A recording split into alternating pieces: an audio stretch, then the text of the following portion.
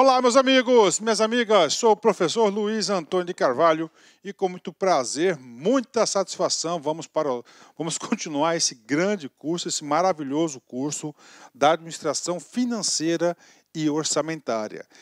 Antes da gente entrar nos detalhes desta aula, que a gente vai falar sobre processo legislativo orçamentário, eu chamo a atenção para vocês que vocês aí sigam rigorosamente a ideia do professor, as nossas sequências das nossas aulas.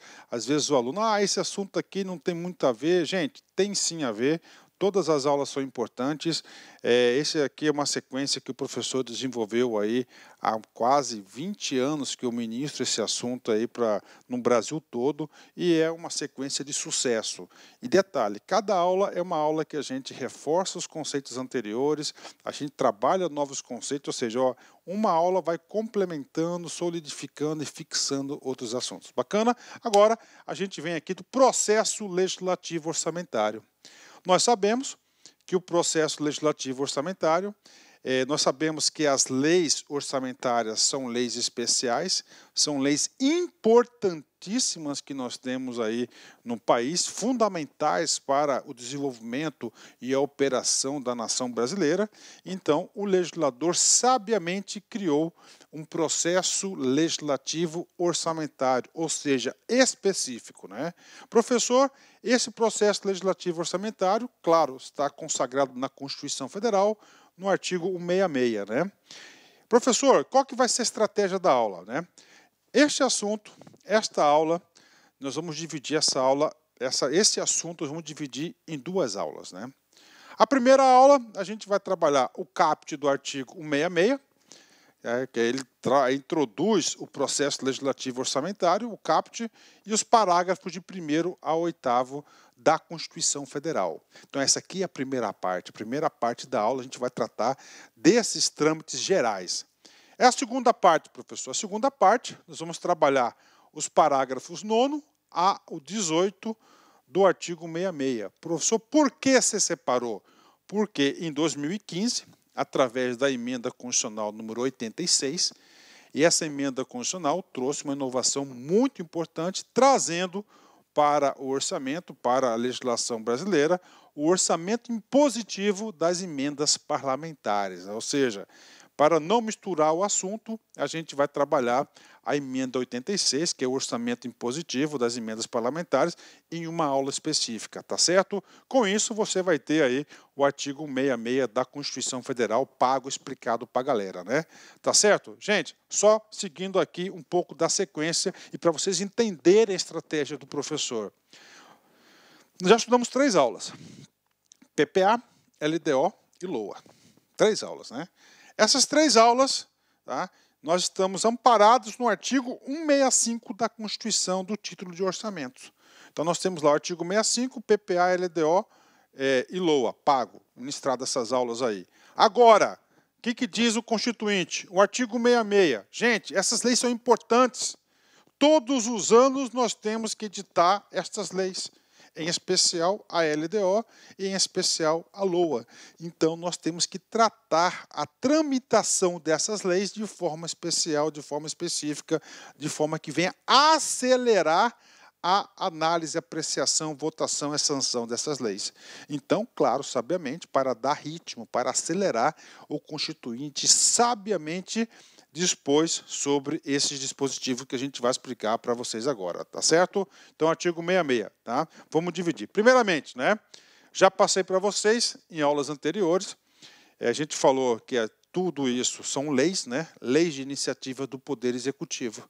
Tudo bem, professor, nós já entendemos isso, mas o senhor não mostrou a fundamentação legal, porque que são leis de iniciativa, na verdade, são leis de competência exclusiva do chefe do Poder Executivo, ou seja, somente o presidente da República na esfera da União, somente o governador na esfera do Estado e o prefeito pode elaborar e encaminhar via mensagem o PPA, a LDO e a LOA. Professor, onde que está escrito isso? Está escrito aqui no artigo 61 da Constituição Federal, O artigo 61 da Constituição Federal é aquele artigo que compõe lá das leis, né? Ou seja, como é que o Estado brasileiro vai tratar o processo do processo legislativo. Vem comigo, ó. A iniciativa. Professor, o que significa a iniciativa? A iniciativa significa quem que vai elaborar o projeto de leis, tá? O projeto de lei, qualquer tipo de lei, e vai encaminhar, vai enviar esse projeto para a Casa de Leis. Professor, qual que é a Casa de Leis? Dentro da estrutura do país, onde que são aprovadas as leis. As leis são aprovadas no Congresso, no Poder Legislativo. Então, quem que pode ter a iniciativa das leis? Olha só, iniciativa de que tipo de lei? Lei complementar e lei ordinária. Cabe a qualquer membro ou comissão da Câmara dos Deputados, do Senado Federal ou do Congresso Nacional. Parou, ponto, né? Ou seja, claro, a Casa de Leis, todo e qualquer membro tem a prerrogativa de quê? De elaborar projetos de lei. Tá? Então, está aí para vocês. Então, primeira competência, quem que é? São os próprios parlamentares. Vírgula, ao presidente da República, bacana, esse aqui é o foco, ao Supremo Tribunal Federal, aos tribunais superiores, Procurador-Geral da República e aos cidadãos, né, na forma e nos casos previstos nessa Constituição, ou seja, a sociedade também pode. Um exemplo para vocês na qual os próprios cidadãos aí exercem seu direito de iniciativa é a lei de ficha limpa, é uma lei de iniciativa popular. Bacana? Então, isso aqui são as iniciativas, né? Professor, o que mais? Agora vamos detalhando, olha só. São leis de iniciativa privativa do presidente da República. As leis que? Leis de iniciativa privativa, né? Pulando, indo rapidamente aqui ao nosso objeto, nós temos aqui, ó, letra B. Organização administrativa, judiciária, matéria tributária e orçamentária. Serviços públicos e pessoal da administração dos territórios. Então, lei de iniciativa do presidente da República, privativa, leis orçamentárias. Professor, aonde que está a competência exclusiva? Vamos lá na competência do presidente da República, consagrado no artigo 84 da Constituição. Compete privativamente ao presidente da República. Aí vem, né? Ó, inciso 13, enviar ao Congresso Nacional o plano plurianual, o projeto de lei de diretrizes orçamentárias e as propostas de orçamento previstos nesta Constituição. Ok, então é competência privativa, né? Aonde que está exclusivo? Está aqui, parágrafo único. O presidente da República poderá delegar as atribuições mencionadas, ou seja, privativa significa dizer que pode delegar, exclusiva significa que não pode delegar. Então, qual pode delegar? Quando fala qual pode delegar, são competências privativas. Inciso 6, aqui é 13, não é? 12, opa, aqui é 23, né?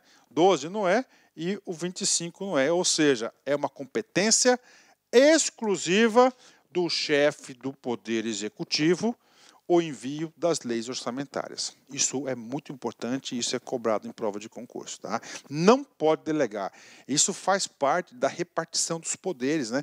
É a função executiva do quê? Da gestão do orçamento, da gestão fiscal, claro, é do Poder Executivo. Então, resumindo para vocês, processo legislativo das leis orçamentárias é um processo especial. Primeiro, a competência para encaminhar a mensagem, exclusiva sempre do chefe do Poder Executivo, ou seja, presidente, governador e prefeito. Bacana? Ponto final, né?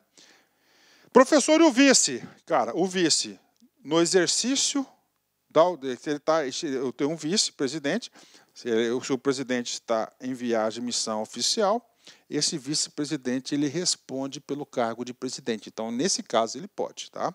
Só quando está respondendo pelo titular. Competência constitucional privativa, passiva de delegação, e exclusiva, ela é indelegável e o caso do orçamento, artigo 84, parágrafo único da Constituição Federal. Bacana? Então está aí para vocês a competência exclusiva. E aí, professor, isso aqui é o básico, né? Basicamente, eu já expliquei isso para vocês, agora eu só fundamentei todo o meu pensamento. Mas o que acontece? Acontece que a cabeça do examinador é uma cabeça fluente, uma cabeça aí que fica só pensando em pegadinha para te pegar. Se você se deparar com essa pergunta aqui na prova, como é que você vai responder? caso o presidente da República não encaminhe o projeto ao Congresso Nacional. Qualquer parlamentar pode fazê-lo para sanar a omissão. Olha que coisa interessante. Então, o presidente, ele tem o quê? A obrigação de elaborar e enviar o projeto. Se ele não faz, é importante? Claro que é importante. Alguém pode fazer no lugar dele? Claro que a resposta é não. Não pode, né? Então, ninguém pode substituir essa competência do chefe do executivo. Não, pois essa competência ela é exclusiva do presidente. A proposta apresentada por parlamentar caracteriza inconstitucionalidade formal, porque não seguiu a forma adequada, a forma de iniciativa. Bacana? Vem comigo. E aí, professor? Outra pergunta para vocês. O que acontece se o projeto de lei orçamentária não for enviado pelo presidente da República ao Congresso Nacional? Olha que coisa interessante, né? O Constituinte foi claro, ele foi preciso, ele atribuiu ao presidente uma competência exclusiva, só ele pode fazer. Tá? Só ele pode fazer. Ele não fez. E aí? O que acontece? Primeira coisa, né? O presidente vai ser punido. Ele vai ser punido com o quê? Ele vai ser responsabilizado, ele poderá ser responsabilizado por crime de responsabilidade. Olha, será crime de responsabilidade do presidente a execução de atos que atendem contra as leis orçamentárias, né? Artigo 85, inciso 6º da Constituição Federal, ou seja, crime de responsabilidade. Então, se ele não fez isso, ele vai responder por crime de responsabilidade.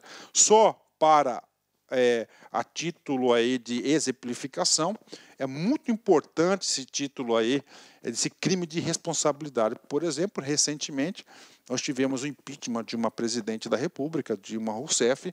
Ela foi justamente acusada disso aí, crimes contra o orçamento, crimes de responsabilidade. Atentou contra as regras, contra as leis do orçamento. Essa é o centro da denúncia dela, que resultou no famoso impeachment da presidente Dilma. Então, olha só a preocupação. Será que o cara vai querer passar por tudo aquilo que ela passou? Então, vamos cumprir a legislação. Isso que vem a ser o crime de responsabilidade. Bacana.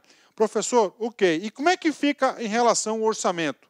Vai ficar sem orçamento? Claro que não. Aí, este assunto tem sido tratado já há muito tempo.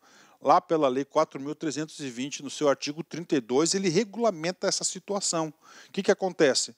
Se não receber a proposta orçamentária no prazo fixado nas constituições ou nas leis orgânicas dos municípios, o Poder Legislativo considerará como proposta a lei do orçamento vigente. Olha que coisa interessante, né? Então é o seguinte, estamos em 2020, é o ano base que nós estamos utilizando para o nosso curso todo, estamos em 2020. Em 2020,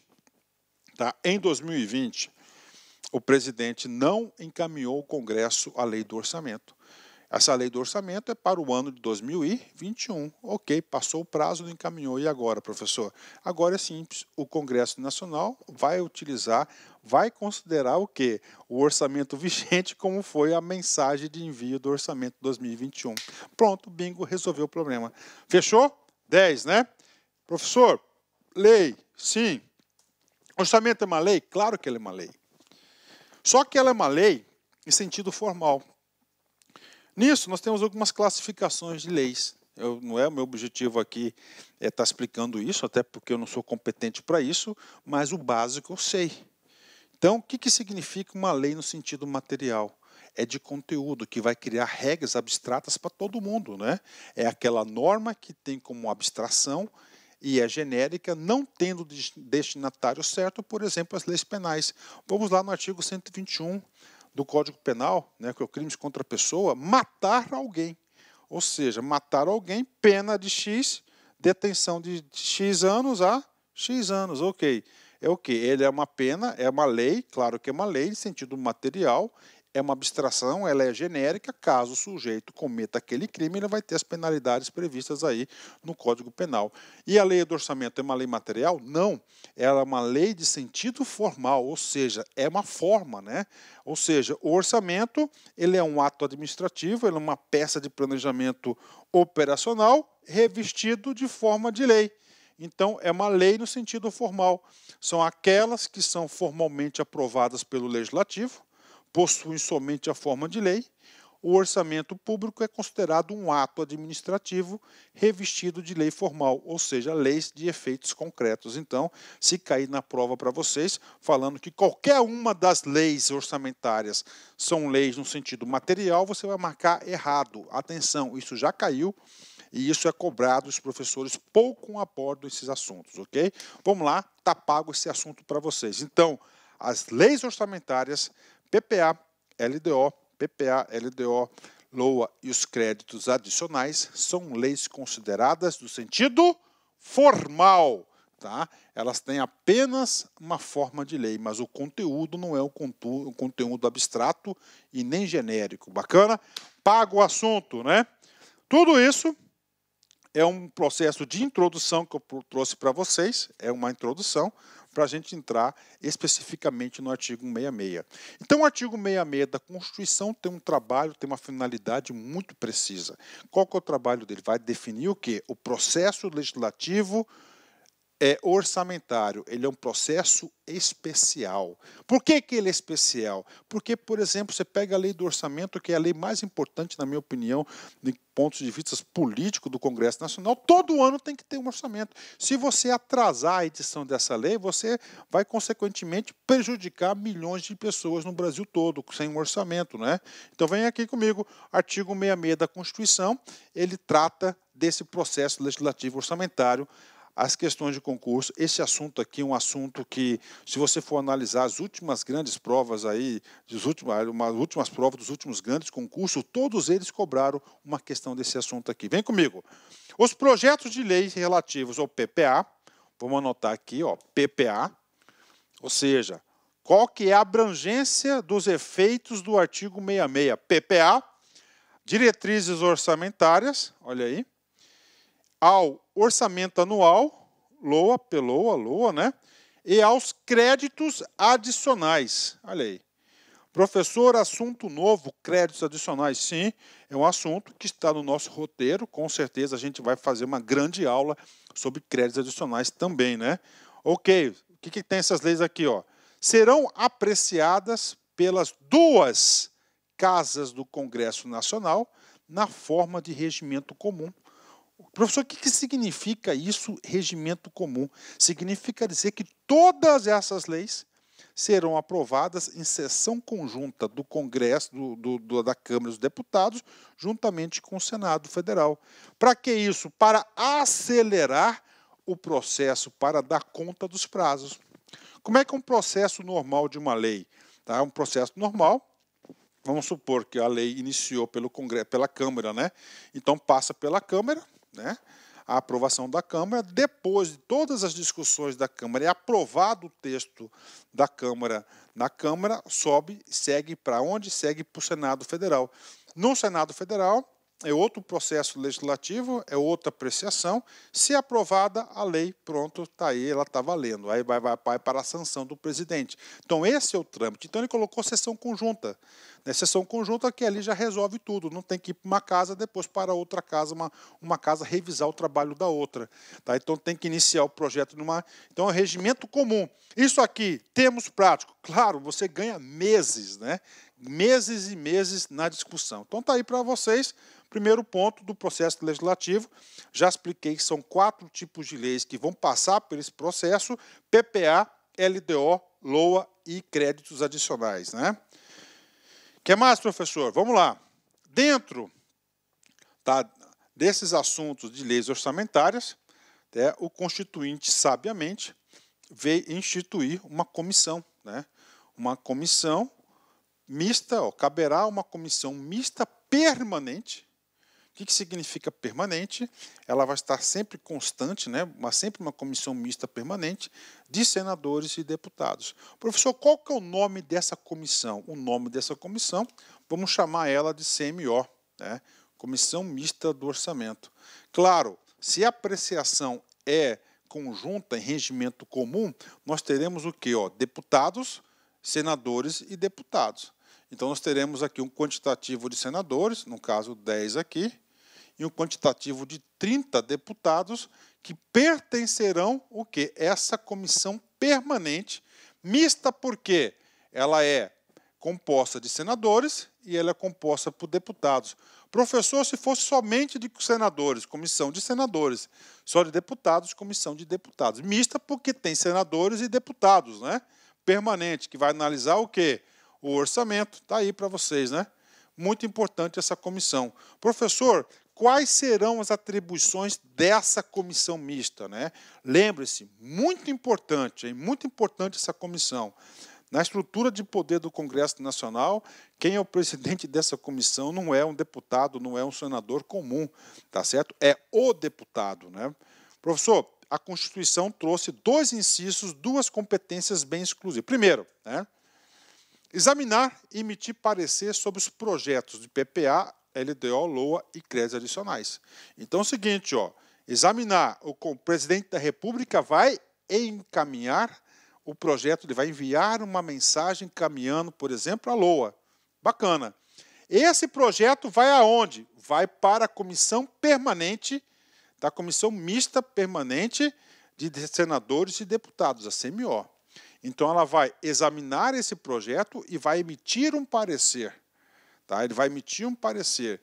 E esse parecer, tá, será aprovado, né? Essa lei vai ser aprovada no plenário da sessão conjunta de deputados e senadores. Referidos a este artigo e sobre as contas apresentadas anualmente pelo presidente da República. Olha aí, 2 produtos diferentes. Então, essa comissão, a CMO, ela tem atribuição de examinar, emitir parecer sobre os projetos das leis orçamentárias, pronto, né? E sobre as contas anuais. E essas contas anuais? Essas contas anuais já é um assunto lá do controle externo. Tá? O Congresso Nacional exerce o quê? O controle externo das ações do Executivo, principalmente aí das ações do presidente da República. Então, todos os anos tem a aprovação das contas do presidente da República. O Tribunal de Contas da União faz os seus pareceres e encaminha para onde? Para essa comissão, e essa comissão vai estar avaliando aqui, examinando, emitindo um parecer sobre as contas do presidente da República. Está aí para a galera aí, as contas apresentadas anualmente pelo presidente da República serão apreciadas. Essa segunda parte, contas apresentadas anualmente pelo presidente da República, é um assunto muito importante para a área de controle externo, né? Principalmente os artigos 70 ao 75 da Constituição Federal. A nossa parte termina aqui, até neste artigo. Bacana? Professor, tem mais competências aqui dessa CMO? Claro que tem. Olha outra competência importante. Examinar e emitir parecer sobre os planos, programas nacionais, regionais e setoriais previstos nessa Constituição. Professor, quais são esses planos? São aqueles planos do artigo 65, parágrafo 4º da Constituição, que nós já estudamos esse assunto na aula do PPA. Bacana, né? E exercer o acompanhamento e a fiscalização orçamentária, sempre, e exercer o acompanhamento e a execução orçamentária. Então, o que acontece aqui? O legislador, o constituinte, sabiamente, deu poderes aí e deu uma área de atuação muito importante para a CMO.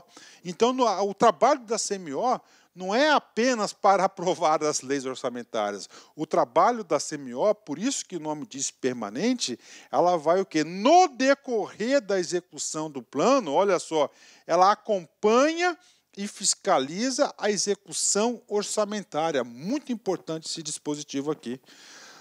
Tudo bem, professor. Então, ela faz isso. Ok. Ela fazendo essa tarefa de exercer a fiscalização orçamentária, ninguém mais faz? Não.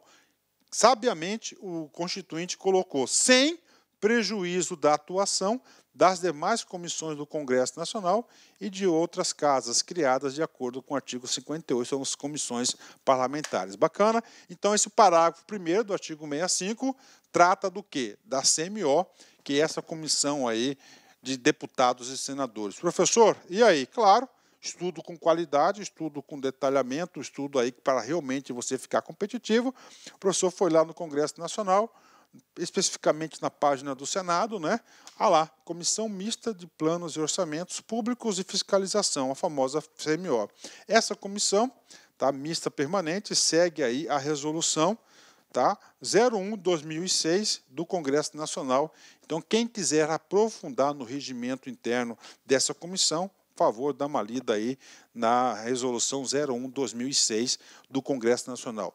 Dificilmente, tá? Dificilmente, eu digo para vocês, o examinador do seu concurso vai entrar nesses detalhes. O que é importante aqui? Você tem que saber o seguinte, ó, 40 parlamentares, vou ler para você aqui, é a quem examina e emite parecer sobre o plano plurianual, LDO, LOA e demais matérias orçamentárias, entre elas créditos adicionais. Também examina as contas apresentadas anualmente pelo Presidente da República, planos e programas nacionais, regionais, setoriais acompanhados e acompanha a fiscalização orçamentária.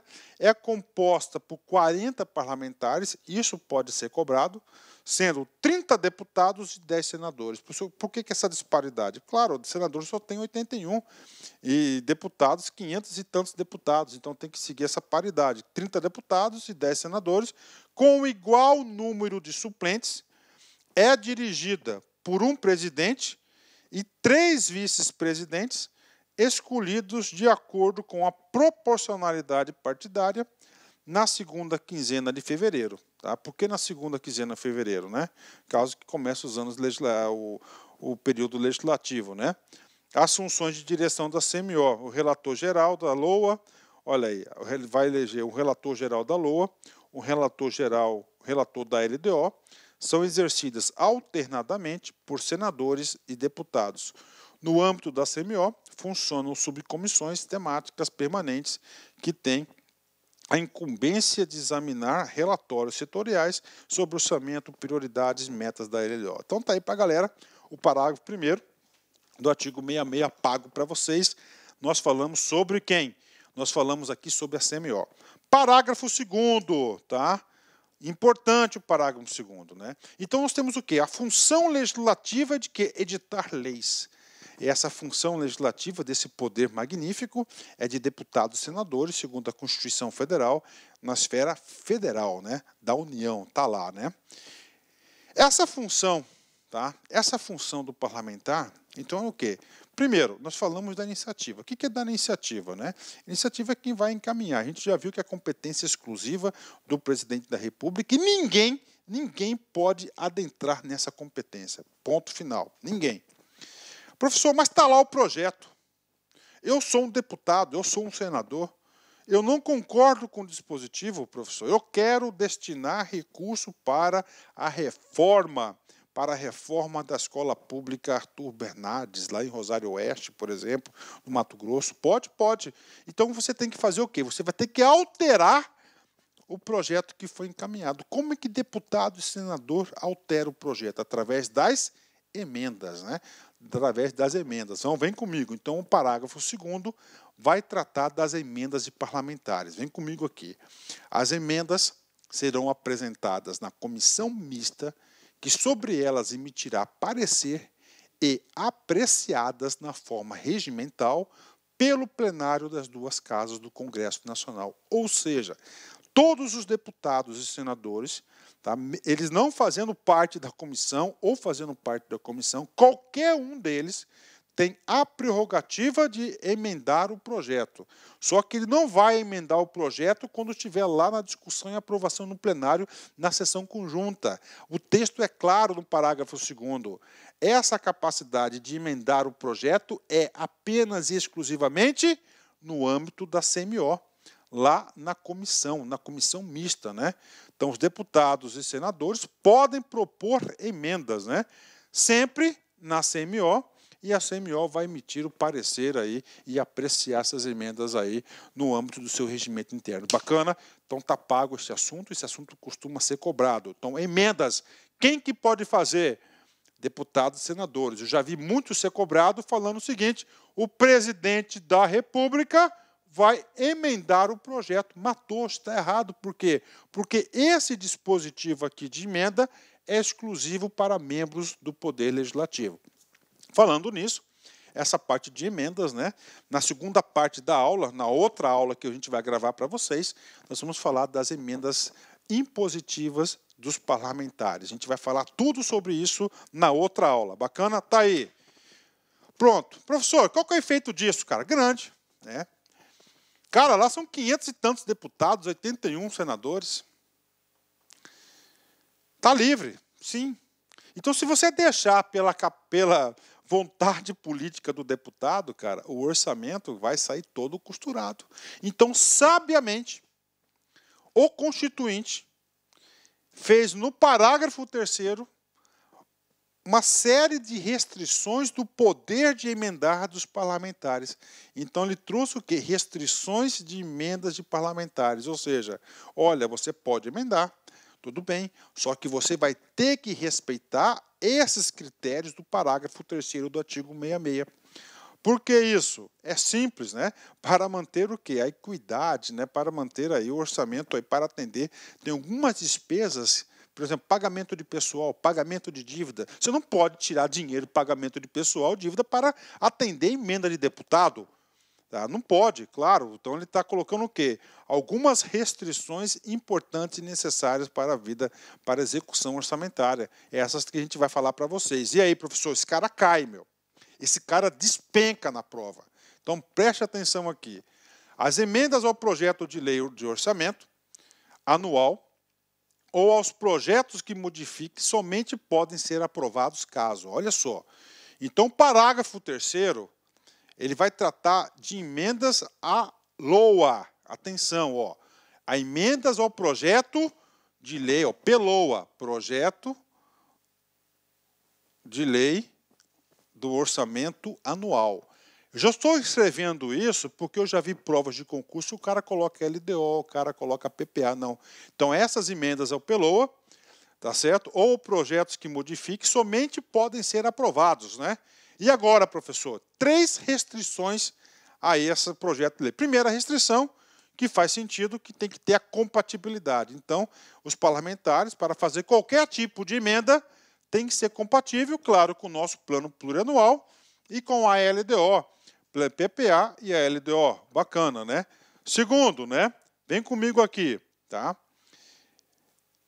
Indiquem os recursos necessários admitidos apenas os provenientes de anulação de despesa, excluídas as que incidam sobre. Então, olha só, professor, o cara quer emendar. Tudo bem, você quer emendar, então você vai ter que apontar o quê? Os recursos necessários, né? Olha, aqui eu sou executivo, por exemplo, eu faço o projeto de lei, está aqui, enviei a mensagem do projeto de lei do orçamento, está lá, né? Aí o deputado lá chega lá e fala assim, puxa, eu quero atender lá a reforma da escola estadual Arthur Bernardes. Bacana. Só que você vai ter o quê? O orçamento está lá. Você sabe que o orçamento é receita e despesa. Existe um equilíbrio entre as receitas e despesas. Dinheiro, recurso, não brota do nada. Isso aqui é uma responsabilidade.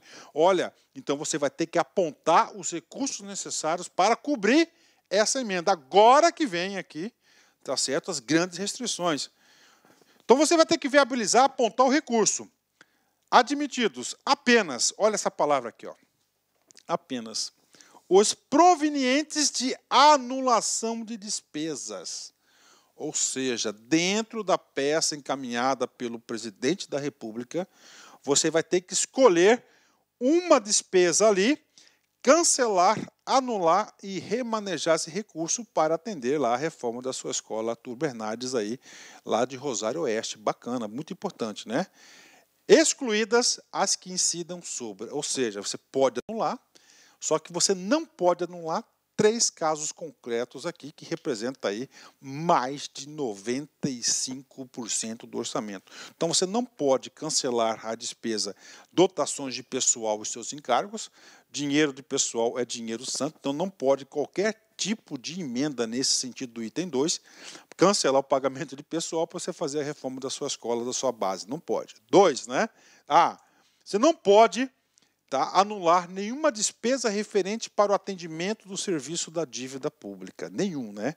E, finalmente, você não pode também cancelar nenhum tipo de despesa prevista para as transferências tributárias constitucionais para os estados, municípios, DF. Professor, eu quero um exemplo aqui das transferências constitucionais tributárias. Aqui são recursos provenientes que faz aí, por exemplo, o fundo de participação dos estados, os fundos de participação dos municípios, você não pode retirar esse dinheiro, por exemplo. Então, olha aí a restrição e a limitação aqui do poder de emendar do parlamentar. Prof, se cai em prova, rapaz, isso cai demais de concurso, cara. Isso aqui você tem que assistir essa aula aqui várias vezes, né? Tem mais, professor? Tem. Então, são 3 restrições, tá, do poder de emendar ao orçamento. Primeiro, a compatibilidade. Segundo, você não pode utilizar esses 3 tipos de recursos, né? E o terceiro, você pode emendar o conteúdo que sejam relacionados. Número A, com correção de erros ou omissões. Opa, o que aconteceu? Pode ser até lá a despesa com o pessoal, você analisando lá. Gente, essa conta aqui não bate, está errado. Olha aqui. Então, ele pode emendar porque ele está apontando um erro ou omissão no projeto de lei. É o item A. E o item B? O item B, com os dispositivos do texto, olha aí, do texto do projeto de lei. Por exemplo, no projeto de emenda, o projeto aí, por exemplo, no projeto da lei orçamentária no PELOA, né, é permitido, né, por exemplo, que o legislativo conceda ao executivo, né, autorização para contrariar empréstimos, né? Então é o seguinte, o deputado pode ir lá fazer uma emenda nesse sentido, ir lá para fazer um depoimento, pode autorizar ou não autorizar, tá? Ou não autorizar, né? Tá lá, o cara caminhou lá, vou dar um exemplo concreto que eu já presenciei. O governador do estado, por um caso, mandou para o Congresso Nacional o seguinte, o governador do estado mandou para a Assembleia Legislativa, lá um artiguinho da LOA, dizendo o seguinte, fica autorizado o Poder Executivo estadual, a contratação de 30 milhões em empréstimos. Está lá. Está lá no projeto de lei. Aí o deputado, mas para aí, para que esse recurso? Esse recurso não é importante, eu vou fazer uma emenda para retirar esse dispositivo. Pode cair? Pode, porque ele está entrando aqui, com os dispositivos do texto do projeto de lei. Pronto. Então, são os 3 casos de restrições do poder de emendar para o PELOA. Professor, e a LDO? Claro que o legislador, o constituinte, trouxe também restrições à LDO, só que são restrições aí naturais, né?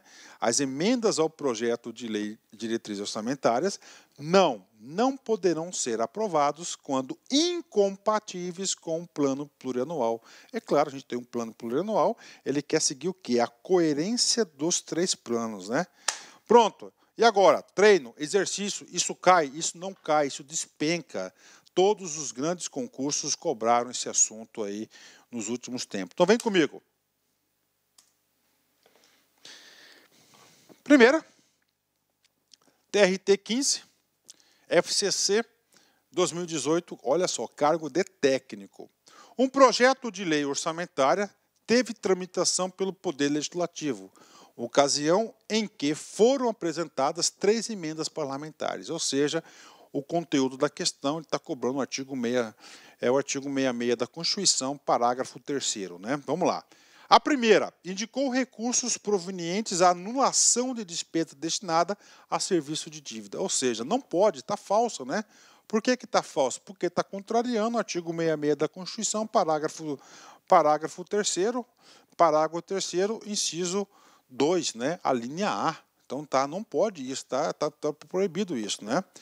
Segunda, indicou o recurso proveniente da anulação de despesa relacionada com dotação de encargos de pessoal. Também não pode, é o mesmo dispositivo do antigo, do de cima, né? Você não pode cancelar despesas com pessoal e nem os seus encargos. 3. A terceira indicou recurso proveniente de anulação da despesa para a construção de escola de ensino fundamental. E aí, professor, verdadeiro. Isso aqui você pode emendar, né? Você pode aí emendar esse tipo de coisa, você pode solicitar anulação desse tipo de despesa aqui. Ou seja, essa questão aqui, né, de acordo com a Constituição Federal, está em condições de ser aprovado, que consta apenas no item 3, ó, e letra E, inciso 3 aí, que pode. Isso aqui é a interpretação do artigo 166, parágrafo 3º da Constituição Federal. Bacana? Gabarito correto, letra E. Câmara de Salvador, FGV 2018, cargo de analista. Vem comigo. O vereador João, ao analisar o projeto de lei orçamentária anual, apresentado pelo chefe do Poder Executivo, ou seja, o prefeito, decidiu apresentar uma emenda que se mostrava plenamente compatível com o plano plurianual e a lei de diretrizes orçamentárias. Parou. Isso aqui está certo. Então, assim, ao projeto de emenda, tá, o poder de emendar do vereador, ele tem que estar de acordo com o PPA e com a LDO. Bacana. Ocorre que, para apresentá-la, deverá indicar os recursos necessários. Ok. Onde na Constituição que fala que deve indicar? É lá no artigo, né, 166, parágrafo 3º, inciso 2º, né? Inciso 2º, ele diz que tem que indicar. Está lá, né? Vem comigo, né? À luz da sistemática constitucional, esses recursos podem advir da anulação de despesas que digam respeito. Vamos lá. Dotações para despesa para pessoal, não pode mexer com o dinheiro de pessoal. Serviço da dívida, também não pode mexer com o serviço da dívida. Programas sociais, com certeza pode, né? Então isso aqui está sujeito o quê? Os programas sociais estão sujeitos aí a serem emendados, podem ser cancelados os recursos desses projetos sociais e redirecionados para outros projetos de acordo aí com a emenda parlamentar. Transferências tributárias para os municípios, não pode mexer com as transferências tributárias, e dotações para o encargo de pessoal também não pode. Então, ou seja, essa questão da FGV aqui, o gabarito correto é a letra C, né? E aí, professor, cara, para nós é fácil, mas você pode ter certeza que essa questão aqui lá no concurso, ela teve alto índice de reprovação, com certeza. Então, o gabarito correto é a letra C, pode sofrer emendas aqui de anulação, os programas sociais. Artigo 66, agora a gente vai para o parágrafo 5º, né? O que diz o parágrafo 5º, né? O parágrafo 5º agora, ele vai tratar do presidente da República, né? O parágrafo 4º e o parágrafo 4º, terceiro e o parágrafo 4º, ele tratou do quê? De emendas parlamentares. E o parágrafo 5º, professor? Simples. Eu sou o presidente da República. Olha a pretensão, né? Ah, pretensioso. No bom sentido. O presidente encaminhou para o Congresso a mensagem. Está lá, está em discussão na CMO. O presidente quer fazer alteração no próprio plano, no próprio projeto que ele fez. Ele vai emendar? Não. Por quê? Porque emenda é exclusiva de parlamentares. Isso é uma pegadinha, isso cai, hein? O que ele vai fazer? Ele vai mandar mensagem modificativa. Mensagem modificativa para alterar alguma parte do projeto do seu orçamento. Ele vai poder fazer isso, né? O presidente da República poderá enviar mensagem. Na prova vai falar que é emenda, está errado. Mensagem ao Congresso Nacional para propor modificação. Então, é uma mensagem modificativa, que é o nome do instrumento, nos projetos a que se refere este artigo, enquanto. Então, ele pode encaminhar sempre? Não, ele não pode encaminhar sempre, né? Ele só pode encaminhar até não iniciada a votação na comissão mista, na CMO, da parte cuja alteração é proposta. Ou seja, ele pode propor emendas modificativas, desde que não iniciada, claro, a parte que está sendo modificada, a votação na CMO.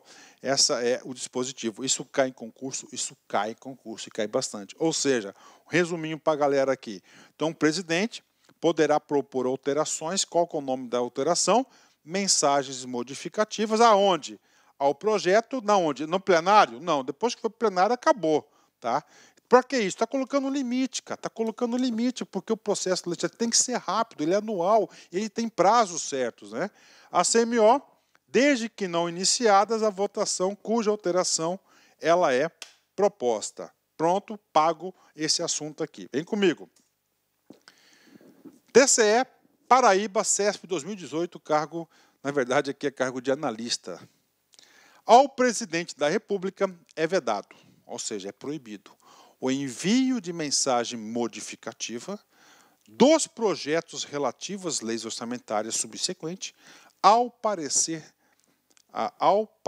da comissão mista de deputados e senadores. Professor, e aí? Ele tentou confundir vocês, né? Olha só, o presidente da República é vedado o envio de mensagens modificativas. Está errado, porque o artigo 66 da Constituição, parágrafo 5º, diz que ele é permitido, sim, enviar mensagem modificativa. O que ele colocou lá foi um parâmetro, um lapso temporal, um freio. Você pode, desde que não iniciada a votação da parte que é proposta na CMO. Então está errado esse dispositivo aqui, ele não condiz aí com a realidade. Bacana? Questão top aí do CESP. Então está errado essa questão. Vamos continuar. Parágrafo 6º, né? O que diz o parágrafo 6º? Vai falar dos prazos, né? Os projetos de lei do Plano Plurianual, LDO, e Lei Orçamentária Anual, serão enviados pelo Presidente da República ao Congresso Nacional. Bacana. Nos termos da lei complementar a que se refere o artigo 65, parágrafo 9º. E aí, professor? Vem comigo. Muita explicação aqui. Para você entender, cara. Depois que você entende, você fica fácil fixar. O que diz aqui o artigo 65, parágrafo 9º?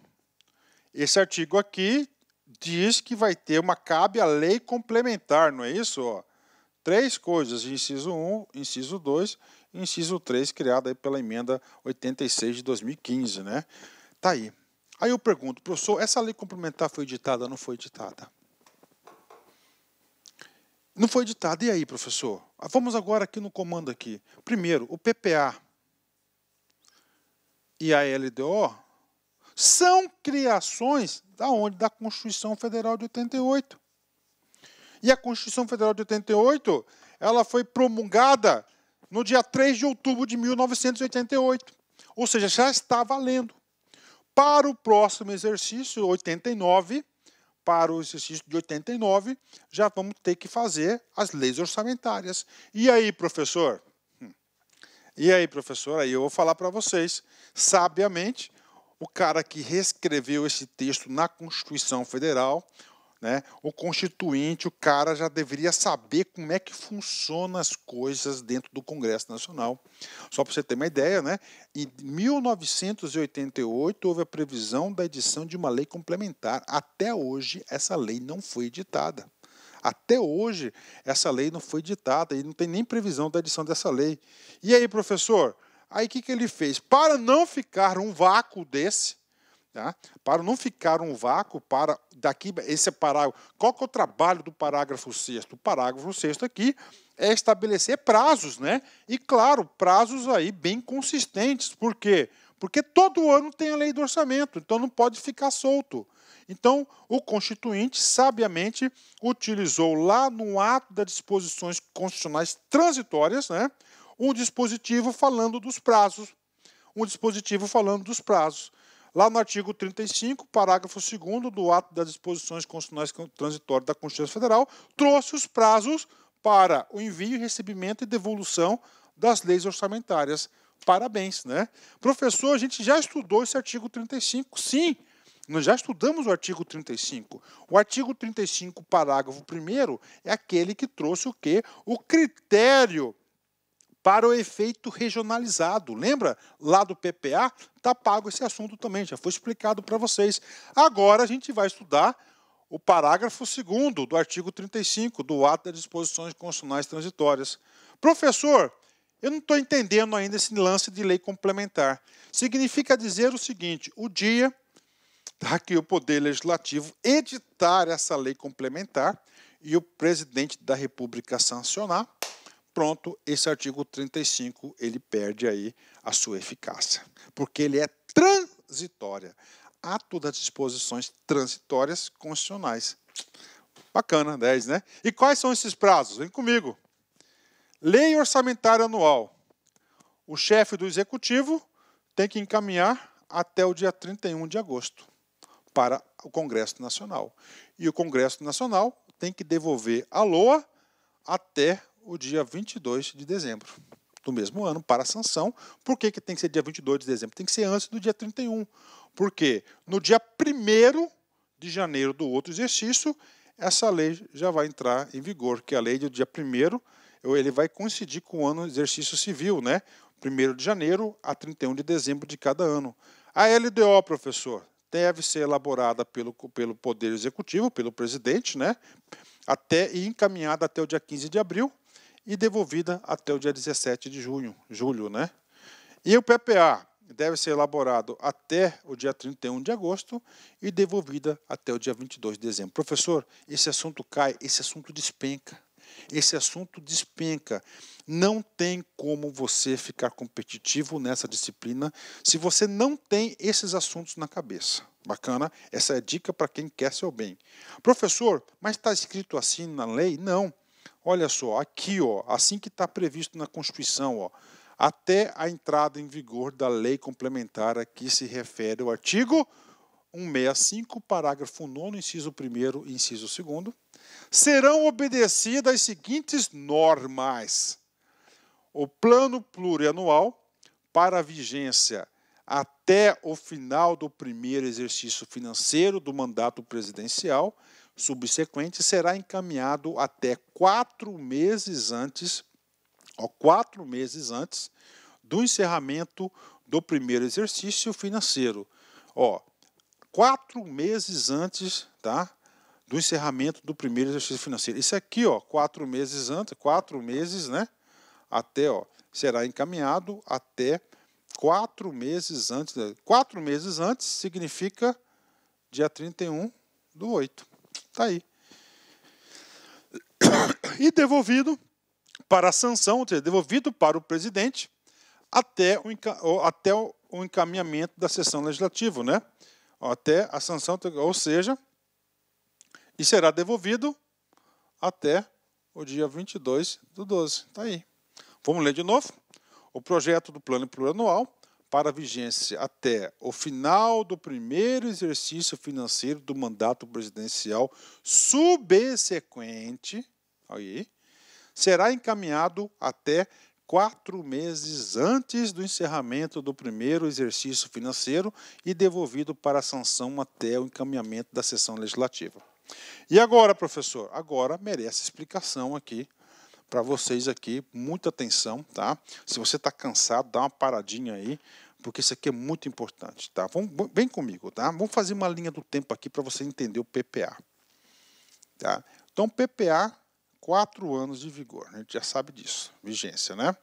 Então, você tem aqui, 2018, 2019, 2020, 2021, 2022, 2023, ok.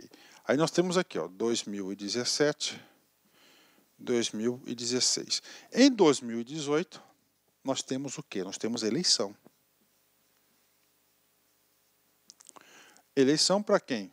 Para presidente e para gov. Em 2019, vai ser o quê? Vai ser o primeiro ano de governo. Olá, meus amigos, minhas amigas, sou o professor Luiz Antônio Carvalho, com muito prazer, muita satisfação, estou aqui para fazer um convite muito especial para você, o nosso curso super atualizado de Administração Financeira e Orçamentário, AFO, tá? Os principais assuntos que são cobrados aí nos concursos no Brasil todo, não tem nada de fora, pode ter certeza disso. Se tiver algum assunto que não esteja gravado, você pode entrar em contato aqui comigo. Vou colocar até meu e-mail pessoal para a galera aí, LAC, né, consultoria, olha aí, @gmail.com, né? É o meu e-mail pessoal, porque eu sou professor dessa matéria já há muito tempo, né? Administração Financeira e Orçamentária, um curso muito competitivo, um curso muito focado, com muitos exercícios. Eu tenho certeza que você vai ficar muito competitivo. Essa aula que você está assistindo é apenas uma aula demonstrativa para vocês, né? Nosso curso completo, você tem acesso aí durante 30 dias. Nesses 30 dias você pode assistir quantas vezes quiser, na hora que desejar, e o investimento é apenas R$60. É isso mesmo, R$60. Este curso não fica para trás de nenhum outro curso, pode ter certeza disso. Bacana, meus amigos? Então, espero vocês aí no meu curso de Administração Financeira e Orçamentária. Um forte abraço, fique com Deus. Tchau, tchau.